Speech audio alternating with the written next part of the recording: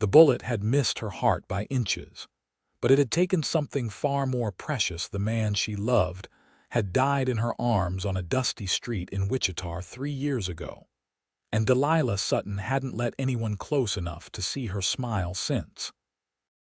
She stepped off the stagecoach in Enid, Oklahoma Territory, on a sweltering June afternoon in 1896, her black mourning dress clinging to her skin despite the years that had passed, her fingers gripping a leather satchel that contained everything she owned in this world. The town spread before her like a promise she wasn't ready to believe in, wooden buildings baking under the relentless sun, horses tied to hitching posts flicking their tails against the flies, and people moving with purpose through streets still muddy from yesterday's brief storm.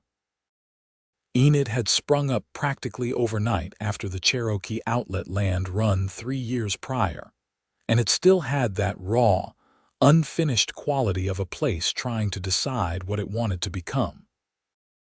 Delilah had come here because her late husband's cousin had written to her about a teaching position at the new schoolhouse, and because staying in Wichita meant passing the exact spot where Thomas had bled out every single day.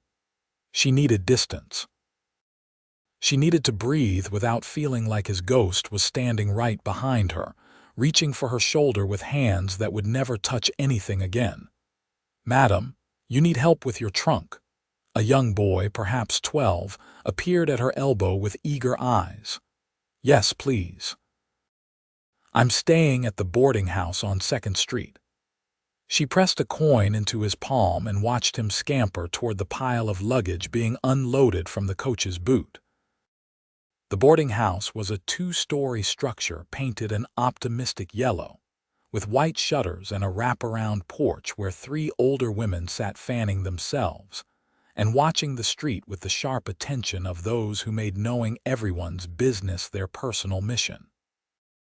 Delilah climbed the steps, suddenly aware of how she must look a woman alone, wearing mourning clothes in this heat, with shadows under her eyes that spoke of too many sleepless nights. "You must be Miss Sutton," one of the women said, rising with surprising grace despite her age. "I'm Martha Wendell. I run this establishment. Your cousin-in-law rode ahead. You'll have the corner room upstairs, catches the breeze better than the others." "Thank you." Delilah managed what she hoped passed for a grateful smile. "School doesn't start until September, but there's a meeting tomorrow evening for you to meet the town council and see the building. Mostly we wanted someone educated, someone who could teach reading and writing and arithmetic proper." Martha's eyes, shrewd and not unkind, took in Delilah's appearance. "You've come a long way." "I have." Delilah didn't elaborate, and something in her tone made Martha simply nod and lead her inside. The room was small but clean, with a brass bed covered in a patchwork quilt, a washstand with a porcelain basin, and a window that overlooked the main street. Delilah set her satchel down and moved to the window, watching the flow of life below. A woman with 2 children ducked into the general store. 3 cowboys rode past, their horses kicking up small clouds of dust. A man in a suit that marked him as a businessman or lawyer stood outside what appeared to be a bank, consulting a pocket watch, and then she saw him. He was tall, lean in the way of men who spent their days working rather than sitting, wearing dusty brown pants, a blue shirt with the sleeves rolled up, and a hat that had seen better days tilted back on his head. He was leading a horse toward the livery stable, moving with an easy confidence that spoke of complete comfort in his own skin. As if sensing her gaze, he looked up, and even from this distance, Delilah felt the impact of his attention like a physical thing.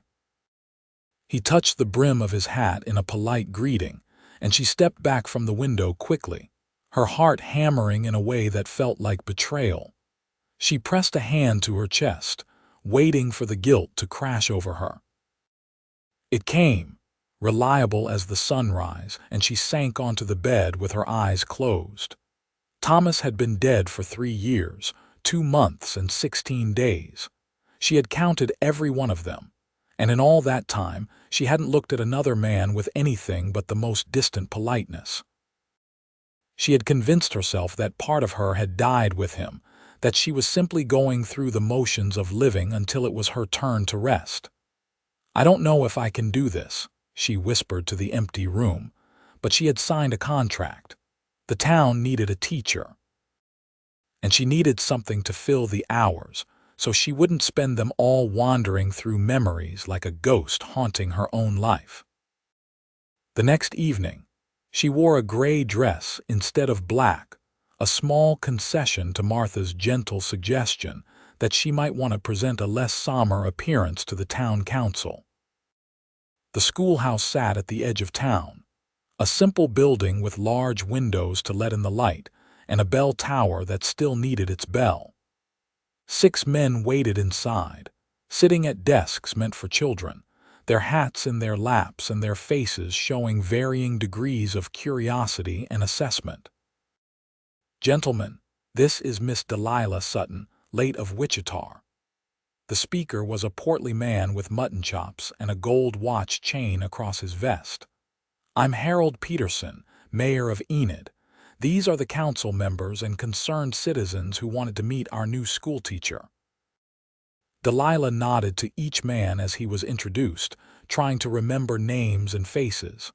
A shopkeeper, a rancher, the bank manager she'd seen yesterday, a farmer with dirt still under his fingernails, a minister with kind eyes.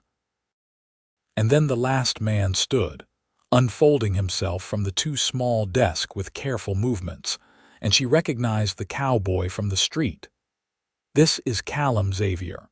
He owns a ranch about 5 miles south of town, brings his cattle through here on the way to market. He's been generous with donations toward getting this school built." "Madam." Callum Xavier's voice was deep and soft, with a hint of something she couldn't quite place, Texas maybe, or further south.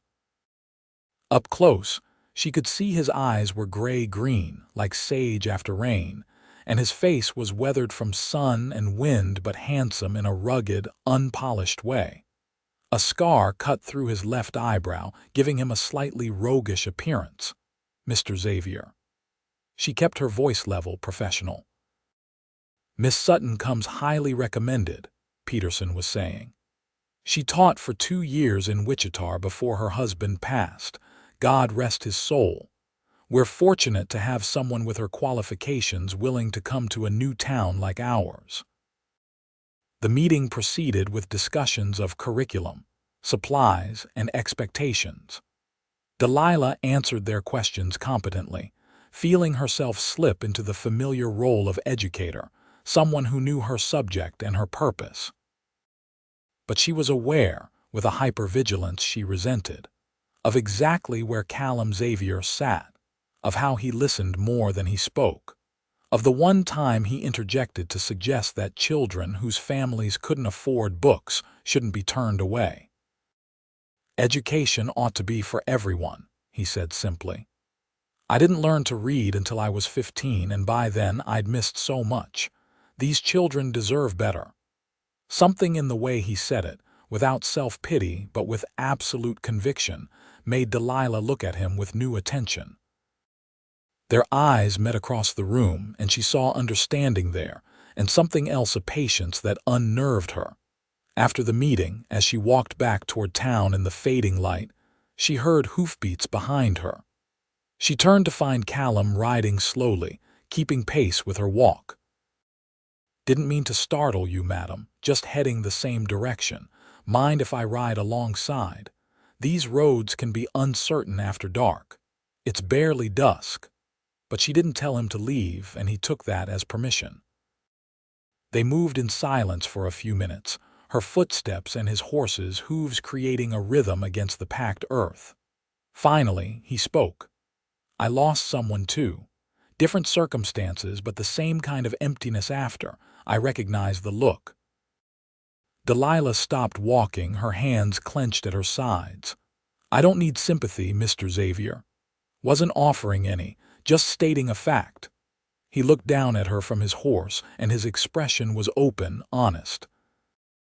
"Also wanted to say, if you need anything while you're settling in, my ranch isn't far. I come into town most weeks for supplies. I'm fine. I've been taking care of myself for 3 years. I don't doubt it." He touched his hat brim. "Good night, Miss Sutton."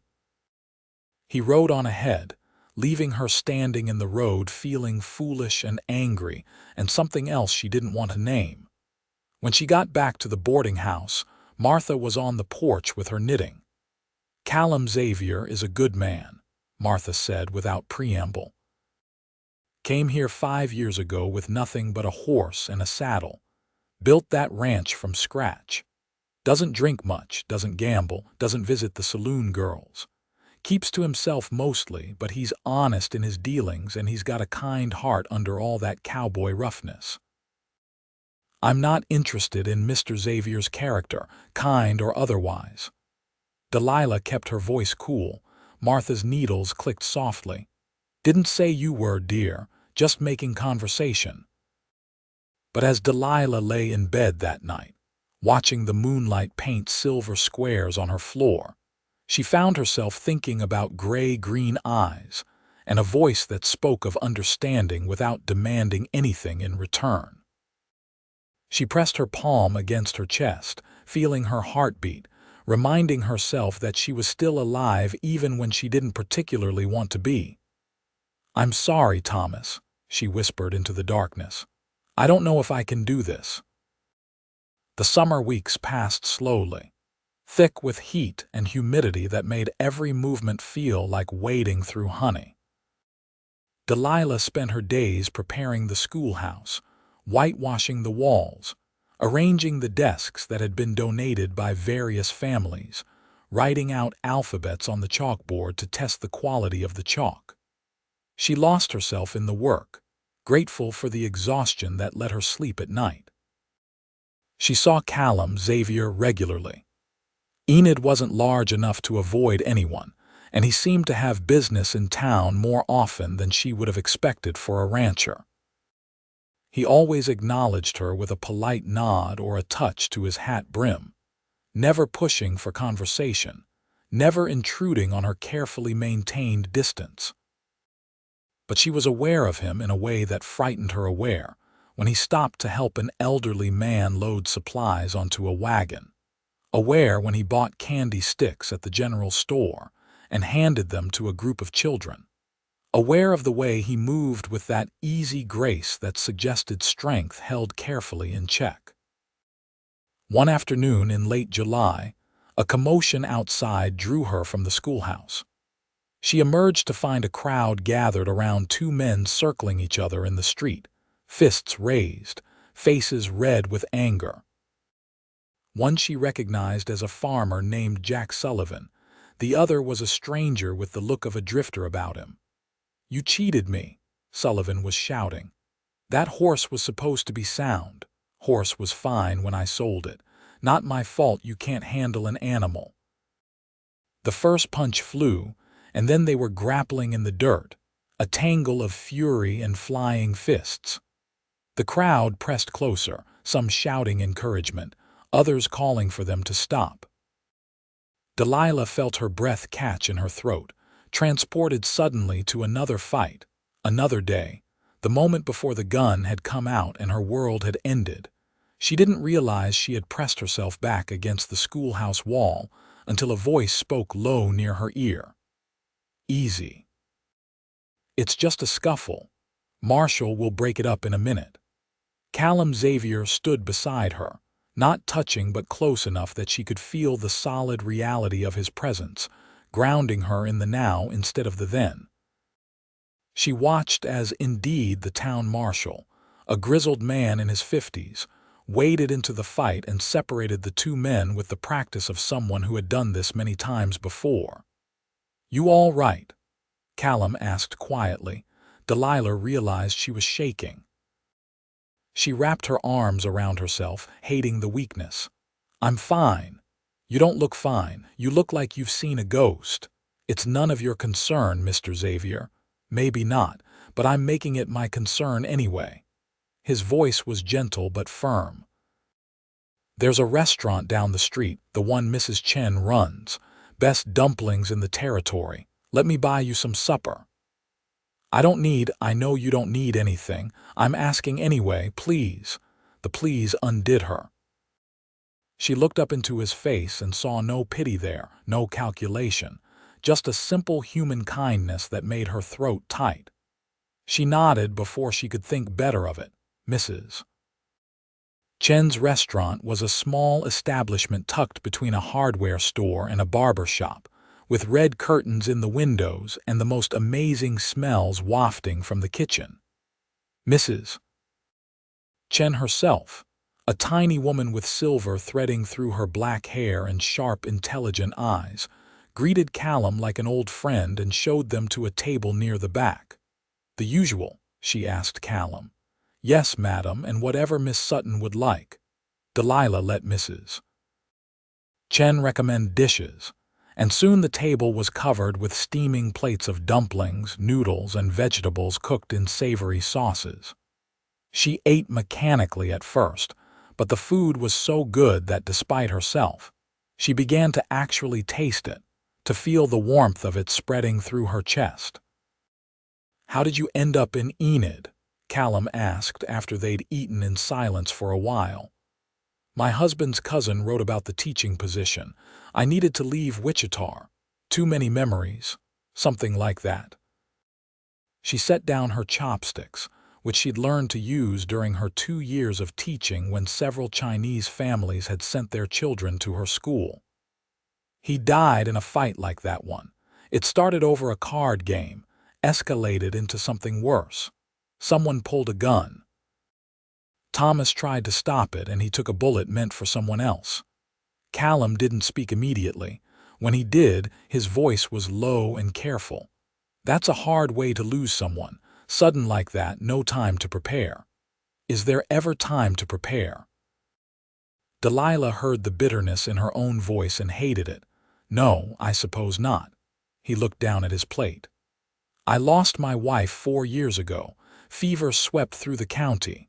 She was strong and healthy 1 week, gone the next. We'd only been married 8 months. Delilah felt something crack in the armor she'd built around herself. "I'm sorry. Thank you. It doesn't hurt the same way it used to, but there are still moments when I turn to tell her something and remember she's not there." He looked up at her, and his eyes were steady. "But I learned that surviving isn't the same as living. Took me a while to figure that out." "And what's the difference?" She didn't mean to ask, but the question slipped out. "Surviving is just going through the motions. Living is letting yourself feel things again, even when it scares you. Even when you think you can't." Delilah's hands were trembling again. She folded them in her lap. "I don't know if I can do that. I don't know if I can love again." Callum was quiet for a moment, and when he spoke, his voice carried a weight that felt like a promise. "Then I'll wait until you do." The words hung in the air between them, simple and enormous all at once. Delilah felt tears prick at her eyes, and she blinked them back furiously. "You don't know me. You don't know if I'm worth waiting for. I know you care about children getting a proper education. I know you work hard and you're kind to people even when you're hurting. I know you've got strength enough to keep going even when you probably wanted to give up. That seems worth knowing. Mr. Xavier, Callum, please, Callum." His name felt strange on her tongue, too intimate. "I can't make you any promises. Didn't ask for any. I'm just saying I'm here and I'm patient, and whenever you're ready, if you're ever ready, I'll still be here."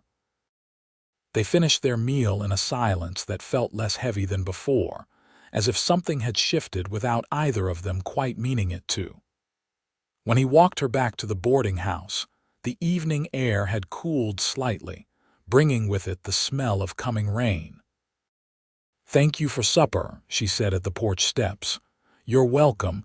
Thank you for the company." He tipped his hat. "Good night, Delilah."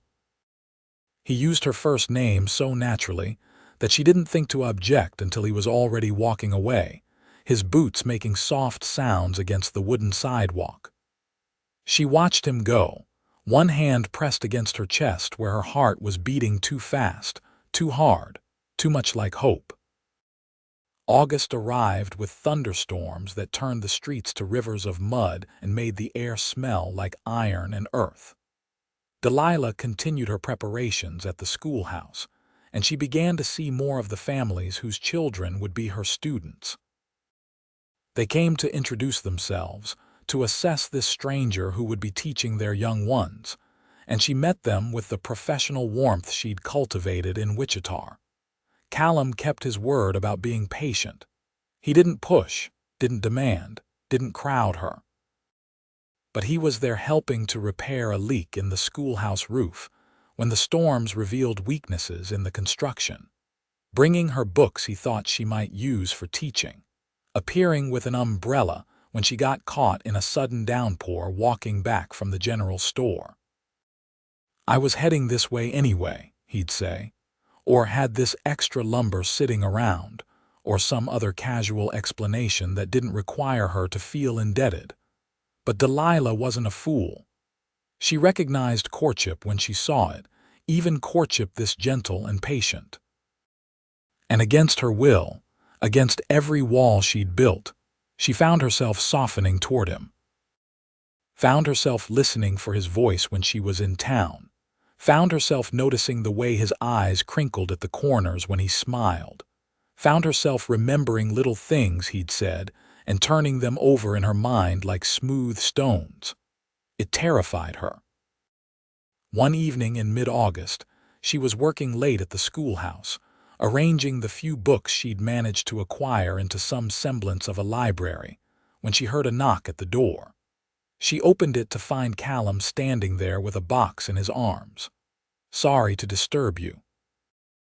I was out at the old Henderson place. They moved back east last month and Mrs. Henderson said to take whatever we could use. I remembered you saying you needed more books." He lifted the box slightly. "There's maybe 30 here, different kinds. Some are primers, some are novels, some are history." Delilah felt her throat tighten. "That's very kind. Please bring them in." He set the box on her desk, and she began to look through them, running her fingers over the spines with the reverence of someone who understood the value of the written word. There were McGuffey readers, which would be perfect for the younger children, several volumes of Shakespeare, a collection of Emerson's essays, a Bible with beautiful illustrations, a world atlas that was slightly outdated but still useful. "This is wonderful," she said softly. "The children will be so excited. I'm glad." He leaned against the desk, watching her with that steady attention that always made her feel seen in a way that was both comforting and unsettling. "You really love it, don't you, teaching?" "I do." There's something profound about watching a child understand something for the first time, seeing their face light up when letters become words and words become stories. She set down the book she'd been holding. "It's the only thing that's made sense to me since Thomas died. The only thing that felt like it had purpose."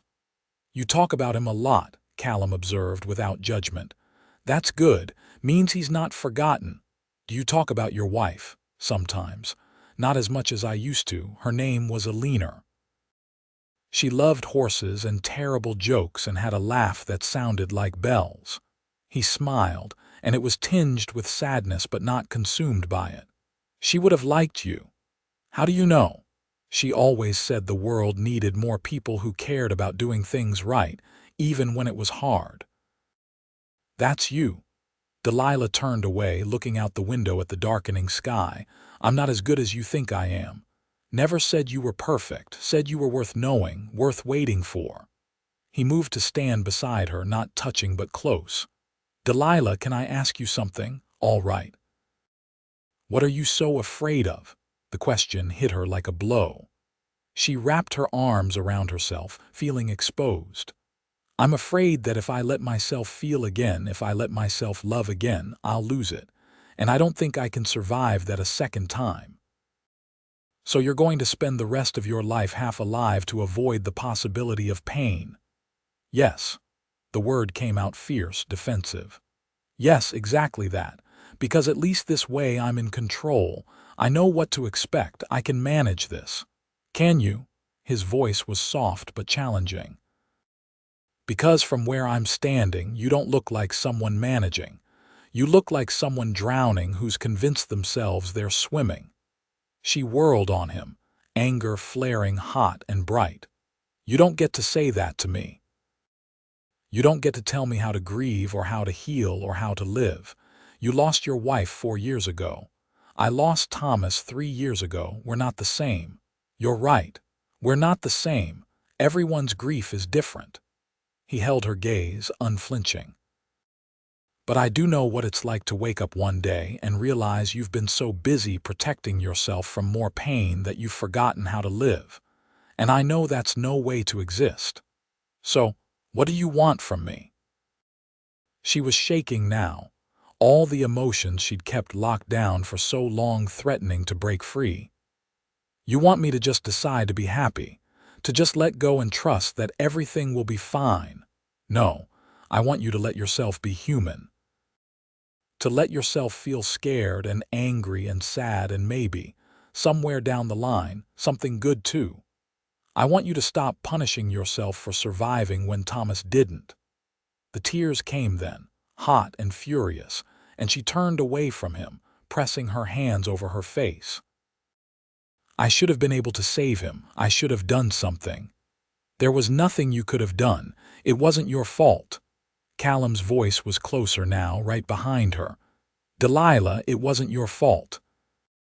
She sobbed, and then his arms were around her, careful and warm, and she let herself collapse against him, let herself cry in a way she hadn't since the day of Thomas's funeral. He held her while she shook, one hand stroking her hair with infinite gentleness, murmuring soft reassurances that she barely heard but felt in her bones.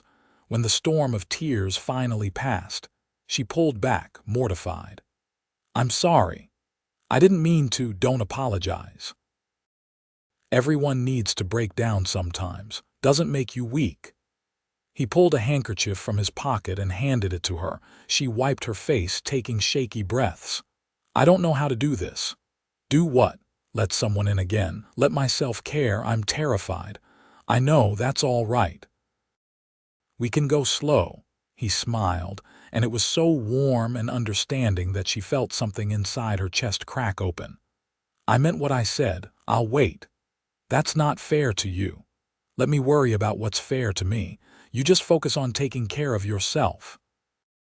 She looked up at him, at this man who had appeared in her life like an answer to a question she hadn't known how to ask, and felt the weight of years of grief and fear and loneliness pressing against something new and fragile and tentatively hopeful. I'm going to disappoint you, she whispered.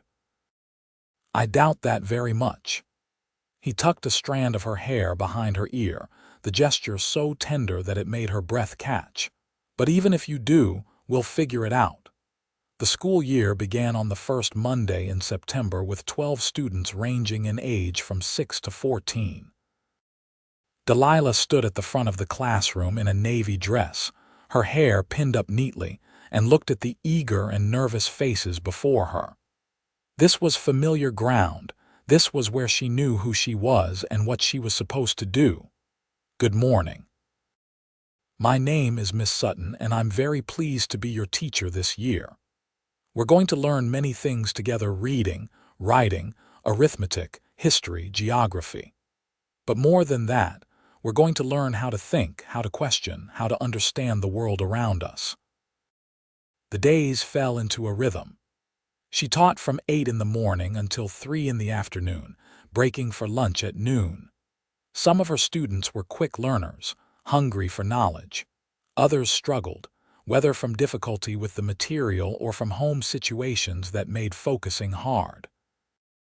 She adapted to each one, patient and firm, demanding their best while understanding their limitations. Callum appeared at the schoolhouse every Friday afternoon, ostensibly to check on some repair or another, but really she knew to see her. They would talk while she cleaned the chalkboard and straightened the desks, conversations that ranged from the mundane to the profound. He told her about his ranch, about the 30 head of cattle he was trying to build into a real herd, about the challenges of managing land in Oklahoma territory, where weather could turn on a dime and water was always a concern. She told him about her childhood in Missouri, about discovering her love of reading when a kind librarian had let her take home books, even though her family couldn't afford the membership fee.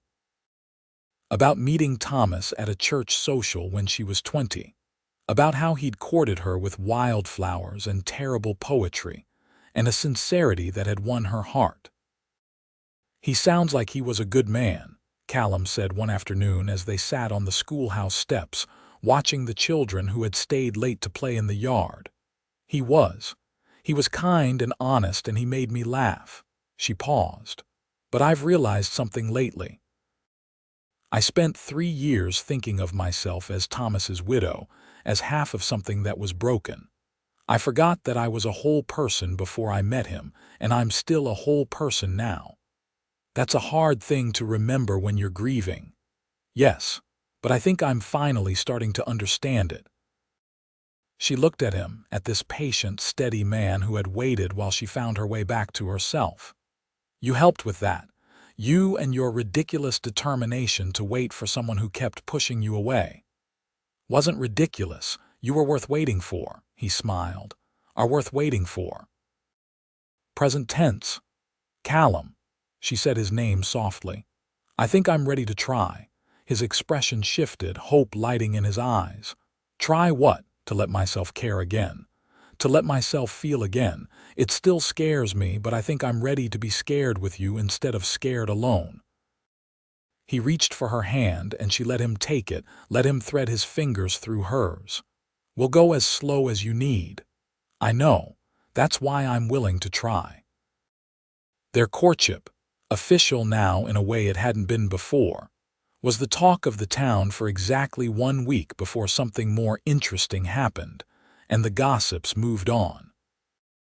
Callum called on her at the boarding house on Sunday afternoons, and they would walk together through town or sit on the porch and talk.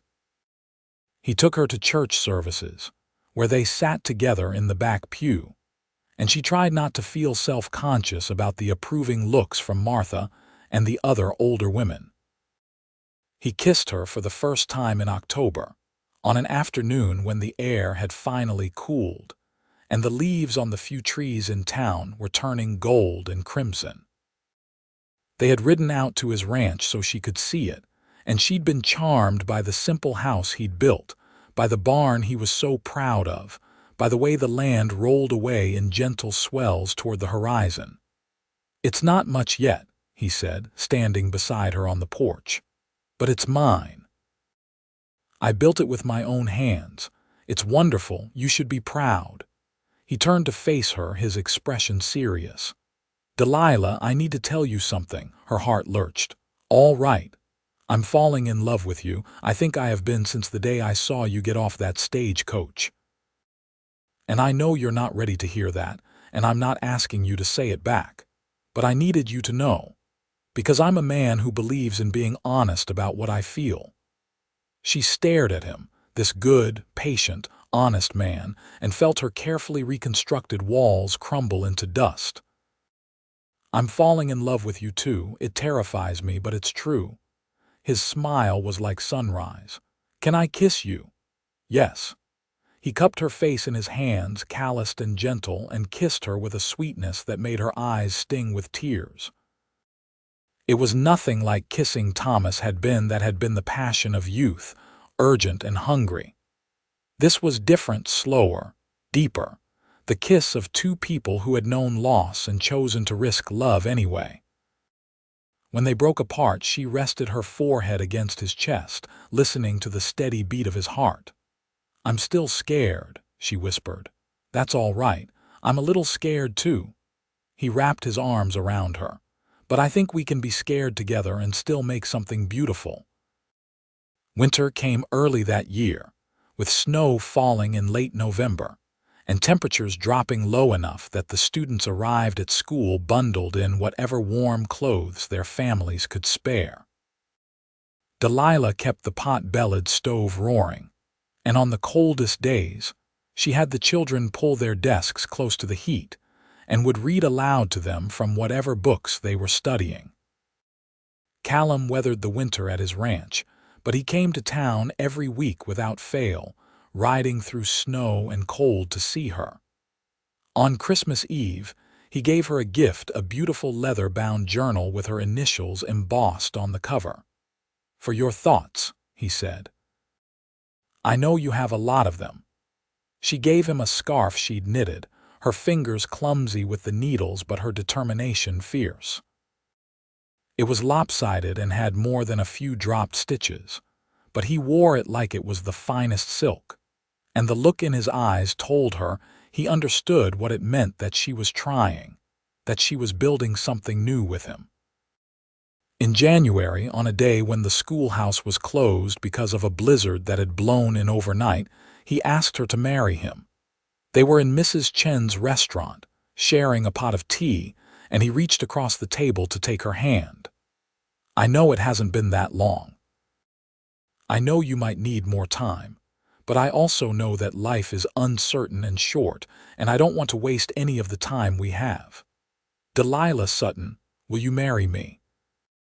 She looked at this man who had waited for her, who had been patient when she was breaking, who had offered her his strength without asking her to be anything other than herself. She thought about Thomas, about the love they'd shared, and realized that loving Callum didn't diminish what she'd had before. Love wasn't finite. The heart could break and heal and love again. "Yes," she said, and watched joy transform his face. "Yes, I'll marry you." They were wed in March of 1897, on a Sunday afternoon when the sky was clear and blue, and the first hints of spring were showing in brave green shoots pushing through the last of the snow. The ceremony was held in the small church, with most of the town in attendance, because by now everyone knew the story of the widowed schoolteacher and the patient cowboy who had waited for her to heal. Delilah wore a dress of cream silk that Martha had helped her sew, with lace at the collar and sleeves. She carried wildflowers that Callum had somehow found blooming in a sheltered spot near his ranch. As she walked down the aisle, she felt Thomas's presence not as a weight or a ghost, but as a blessing, a gentle release that said it was all right to be happy again. Callum stood at the altar in a new suit that made him look slightly uncomfortable but devastatingly handsome, and when she reached him, he took her hand and held it like he was holding something infinitely precious. The minister, Reverend Thompson, spoke about love and commitment and faith, and then it was time for vows. Callum spoke his in a voice that was steady and sure, promising to love her and honor her, to be faithful in joy and in sorrow, to build a life with her based on trust and respect. When it was her turn, Delilah looked into his eyes and spoke from her heart. "I was lost, and you found me. I was broken, and you waited while I healed. I was afraid, and you showed me that courage isn't the absence of fear but the choice to love anyway. I promise to be your wife, your partner, your friend. I promise to trust you with my heart, even though it still scares me sometimes. I promise to build a future with you, whatever that future holds. I now pronounce you husband and wife. You may kiss your bride." Callum kissed her gently, sweetly, and then more deeply as the congregation erupted in applause. When they broke apart, both of them were smiling, and Delilah felt something she hadn't felt in years, pure, uncomplicated happiness. The reception was held at Martha's boarding house, which had been decorated with ribbons and flowers. There was music and dancing and food that the women of the town had prepared, each dish a gift. Delilah danced with her new husband, his hand firm at her waist, and felt like she was floating. "Happy?" he asked, his lips close to her ear, very terrified but very happy. Good combination. He spun her, making her laugh. We're going to be all right, you know, more than all right. I'm starting to believe that. They spent their wedding night at his ranch, which was now their ranch, in the house that was now their home. He carried her over the threshold, which made her laugh and call him old-fashioned, and he set her down in the main room with exaggerated care. I am old-fashioned. You married me anyway. I did. She reached up to touch his face, this beloved face that had become so dear to her. I love you, Callum Xavier. I love you, Delilah Xavier. He tested out her new name. Sounds right. He was gentle with her that night, patient and tender. And if she cried a little, overwhelmed by the intimacy and vulnerability of it all, he simply held her closer and whispered that it was all right, that he had her, that they had all the time in the world. The seasons turned, and Delilah settled into her new life as both teacher and rancher's wife. She continued to teach at the schoolhouse, and Callum worked the ranch, building his herd slowly but steadily. They developed rhythms and routines, learning each other's habits and preferences, navigating the small conflicts that came with any marriage with humor and grace. In the summer of 1897, Delilah discovered she was pregnant. She told Callum one evening as they sat on the porch watching the sunset, and she saw fear and joy war on his face before joy won. Are you sure? As sure as I can be. I've missed 2 monthly courses and I've been feeling sick in the mornings. She took his hand, pressing it against her still flat stomach. We're going to have a baby. He pulled her into his arms, holding her so tight she could barely breathe. I'm going to be a father. We're going to be parents. Are you happy? Happy doesn't even begin to cover it. He pulled back to look at her. Are you? I know this is complicated for you. It was true. Part of her was thrilled, but part of her was grieving all over again for the children she would have had with Thomas, for the life that had been taken from them. But she was learning that it was possible to hold both joy and sorrow at the same time, that one didn't cancel out the other. I'm happy, she said firmly. I'm happy and scared and excited and sad and all of it at once. That sounds about right for us. He kissed her forehead. We're going to be good parents. I hope so. Their son was born in March of 1898, on a cold, clear day when the midwife had to ride through patches of late snow to reach them. Delilah labored for 12 hours, and Callum stayed by her side the entire time, holding her hand and wiping her forehead and murmuring encouragement even when she snapped at him to be quiet. When the baby finally arrived, squalling and red-faced and perfect, Callum cut the cord with hands that shook. The midwife cleaned the baby and wrapped him in a blanket and placed him in Delilah's arms. He's beautiful, Delilah whispered, tears streaming down her face as she looked at her son's tiny, perfect features. He's so beautiful. Callum sat beside her on the bed, his arm around her shoulders, staring at their child with an expression of wonder. What should we name him? They had discussed names, but nothing had felt quite right. Now, looking at this new little person, Delilah knew. Thomas, she said softly. Thomas Callum Xavier, if that's all right with you. Callum's eyes were bright with unshed tears. It's more than all right, it's perfect. They named their son for the past and the present, for the love that had been lost and the love that had been found, and as Delilah held him close, she felt the last piece of her broken heart click into place. She had survived. She had healed. She had learned to love again. And now she had this, a future stretching out before her full of possibility. Being a mother transformed Delilah in ways she hadn't expected. She had thought her love for Callum had opened her back up to feeling, but the fierce, protective love she felt for Thomas was something entirely different, something primal and consuming. She marveled at his tiny fingers, his rosebud mouth, the way he fit so perfectly in her arms. Callum was a revelation as a father. He was tender and patient, willing to walk the floor at night when Thomas was fussy, to change diapers without complaint, to simply sit and hold his son with an expression of such complete contentment that it made Delilah's heart ache with love for both of them. She took the spring semester off from teaching, and the town hired a temporary replacement, but by September, she was ready to return.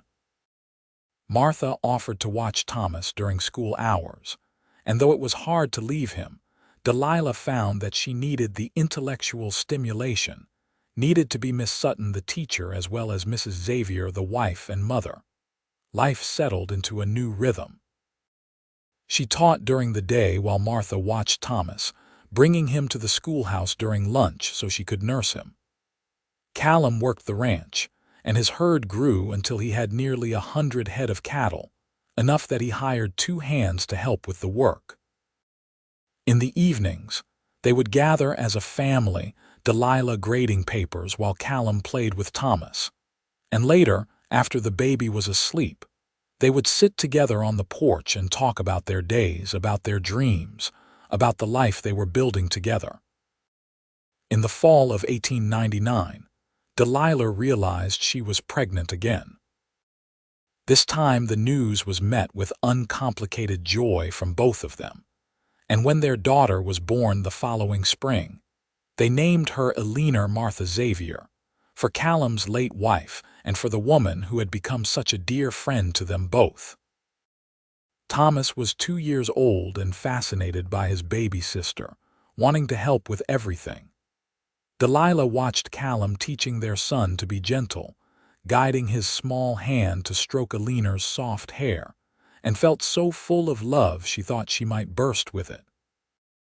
"Did you ever think we'd have this?" Callum asked one night as they stood in the doorway of the children's room, watching them sleep. "When you first came to Enid, did you think you'd end up here?" "No, I thought I'd teach and exist and that would be enough." "I didn't think I deserved more than that." She leaned against him. "I was wrong." "Yes, you were." He kissed the top of her head. "You deserve everything, and I'm going to spend the rest of my life making sure you have it." The years flowed by like water, bringing changes and challenges and joys. Thomas grew into a bright, curious boy who loved books as much as his mother and horses as much as his father. Enid was quieter, more observant, with a talent for drawing that showed itself early. In 1903, they had another son whom they named Henry, and in 1906, a second daughter they called Rose. The ranch prospered.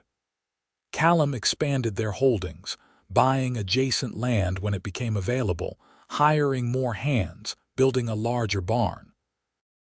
Delilah continued to teach, watching generation after generation of children pass through her classroom, seeing some of her early students grow up and bring their own children to learn from her. Enid grew too, transforming from a rough frontier town into a proper community with brick buildings and paved streets, and even electric lights along the main thoroughfare. The Oklahoma Territory became a state in 1907, and there was a grand celebration that the whole town participated in. Through it all, Delilah and Callum's love deepened and matured. They had arguments, of course, about money, about how to discipline the children, about whose turn it was to get up with a sick child in the middle of the night. But they had learned to fight fair, to listen to each other, to remember that they were on the same side. On their 10th anniversary, Callum took her back to Mrs. Chen's restaurant, and they sat at the same table where he had first told her he would wait. "You remember that night?" he asked. "When you told me you didn't know if you could love again, I remember. I was so scared, so sure that I would break if I tried. And I told you I would wait until you could." He reached across the table to take her hand. "Best decision I ever made." "Best decision I ever made was saying yes when you asked me to try." She squeezed his fingers. "Thank you for being patient with me. Thank you for seeing past my fear to the person I could be if I let myself heal. Thank you for letting me in. For trusting me with your heart even when it terrified you." He lifted her hand to his lips. "I love you more now than I did then, and I didn't think that was possible. I love you too, so much that sometimes it still scares me a little. That's all right, we can be scared together." In 1910, Thomas went off to university in Norman, bright and ambitious and ready to see the world beyond the ranch. It was hard for Delilah to watch him go, but she was proud too, proud that she and Callum had raised a son who was curious and kind and unafraid to pursue his dreams. Enid showed no interest in leaving the ranch. She loved the land and the animals and spent hours sketching the landscape, capturing the way light fell across the prairie, the drama of storm clouds gathering on the horizon. Delilah saw artistic talent in her daughter that deserved to be nurtured, and she made sure Enid had access to good paper and pencils, to books about art and technique. Henry was a born rancher, happiest when he was working alongside his father, learning everything Callum could teach him about cattle and horses and land management. And Rose, the baby, was still finding her way, a sweet child who loved music and had a voice like an angel. On a summer evening in 1912, Delilah stood on the porch of their home, expanded now to accommodate their growing family, with proper bedrooms and a large kitchen and a parlor with a piano that Rose practiced on every day. Callum came to stand beside her, his arm slipping around her waist in the comfortable intimacy of long marriage. "What are you thinking about?" he asked. "How far we've come. When I stepped off that stagecoach 16 years ago, I thought my life was essentially over. I thought I was just going through the motions until my time came." She turned to look at him, at the silver threading through his hair, at the lines around his eyes that came from years of squinting at the sun and from laughter. "And then you changed everything. We changed everything. Together." He pulled her close. "I told you we'd make something beautiful, remember? Even when we were both scared. You were right. This is beautiful. This life, these children, this love we've built, it's all so beautiful." They stood together as the sun set, painting the sky in shades of gold and crimson, and Delilah felt a peace so profound it brought tears to her eyes. She had loved and lost and learned to love again. She had been broken and had healed. She had been afraid and had found courage. And through it all, this man, patient, steady, kind, had been beside her, waiting when she needed time, pushing when she needed motivation, holding her when she needed comfort. The years continued to pass. Thomas graduated from university and became a lawyer, settling in Oklahoma City, but visiting regularly.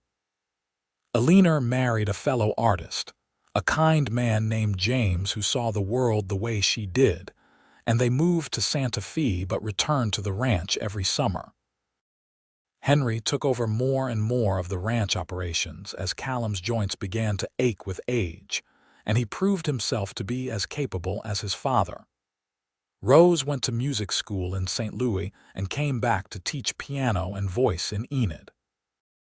Grandchildren arrived, filling the ranch house with noise and laughter and chaos. Delilah retired from teaching in 1920 at the age of 52. And the town held a celebration in her honor, with speeches from former students who had become doctors and lawyers and teachers themselves, who credited her with giving them the foundation they needed to succeed. "You changed my life," one young man said, now a banker with a family of his own. "You made me believe I could be more than what I was born to." Delilah cried through the entire ceremony, overwhelmed by the outpouring of love and gratitude, and Callum held her hand and smiled with quiet pride. They grew old together, watching the world change around them. Automobiles replaced horses on many of the streets of Enid. The telephone came to the ranch. The horrors of the Great War touched their family when Thomas's oldest son enlisted and served in France, returning changed but alive. The prosperity of the 20s gave way to the hardship of the Depression, and they tightened their belts like everyone else, grateful that the ranch could produce enough food to keep the family fed. Through everything, they had each other. There were hard times, illnesses, financial struggles, the inevitable sorrows that came with long life. But there was also joy, so much joy that sometimes Delilah could hardly contain it all. Grandchildren running through the house. Holidays when the entire family gathered, 3 generations strong. Quiet evenings on the porch, Callum's hand in hers. No words needed because they knew each other so well that silence was comfortable. In 1935, on a spring morning when the wildflowers were blooming across the prairie, Callum didn't wake up. He died peacefully in his sleep, his hand still holding Delilah's, a slight smile on his face as if he was dreaming of something pleasant. He was 68 years old. Delilah sat beside him for a long time, holding his hand as it grew cold, feeling her heart break all over again. But this breaking was different from when Thomas had died. That had been violent, sudden, a tearing away.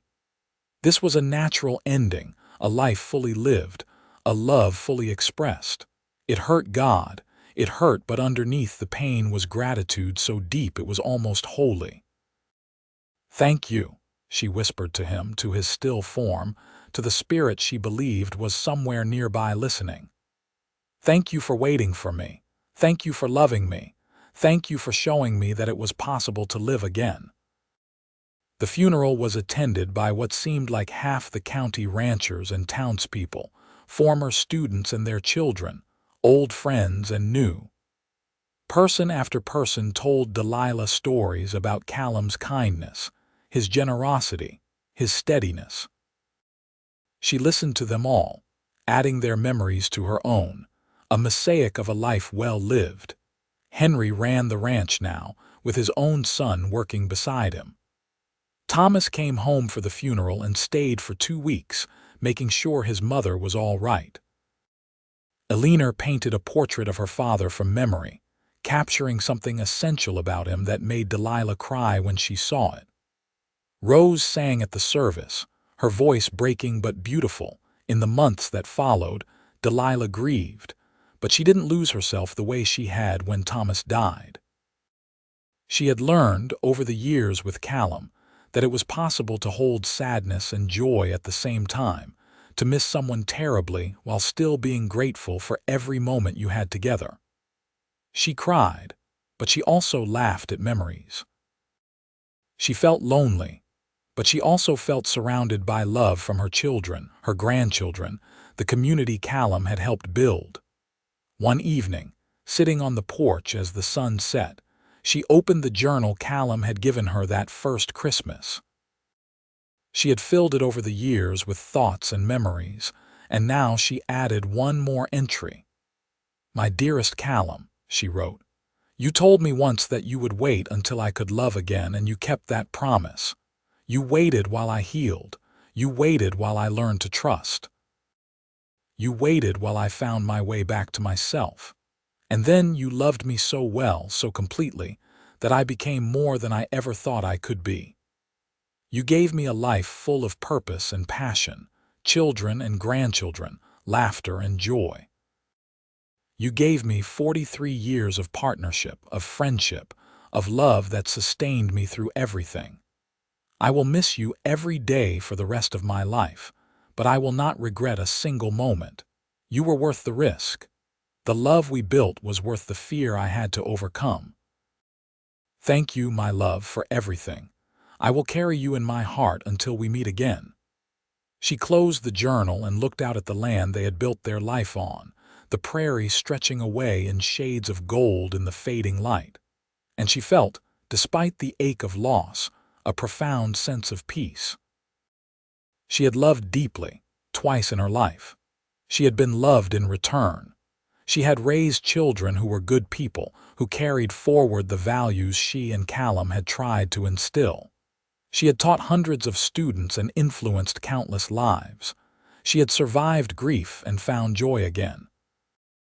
It had all started with a scared woman stepping off a stagecoach, convinced her life was over, and a patient cowboy who had looked at her and seen not just who she was but who she could become.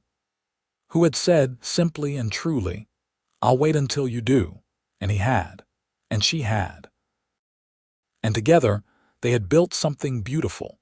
Delilah lived for another 12 years, surrounded by family, still sharp and engaged with the world despite her age. She saw grandchildren marry and have children of their own. She saw the ranch continue to prosper under Henry's management. She saw the world change in ways both wonderful and terrible. Another war, new technologies, new possibilities.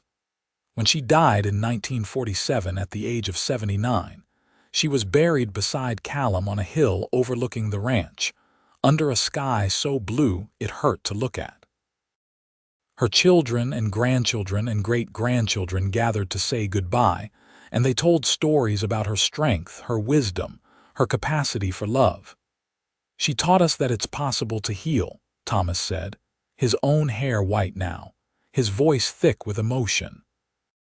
"She taught us that even when you think you've lost everything, life can surprise you, that love is always worth the risk." On her gravestone, beneath her name and dates, they carved a simple inscription that she had requested. She learned to love again. He waited until she did. And on Callum's stone beside hers, placed all those years ago, he waited. She was worth it. The stones stood together on that hill, weathered by sun and rain and wind, markers of two lives that had intersected at exactly the right moment, of a love that had been patient enough to wait for healing, strong enough to last a lifetime, and deep enough to echo through generations. The prairie grass grew tall around them, bending in the breeze, and the sky above stretched endless and blue. And if you stood there in the evening as the sun set, you might imagine you could hear laughter on the wind, the sound of a woman who had learned to live again and the man who had loved her through it all, together forever in the land they had called home.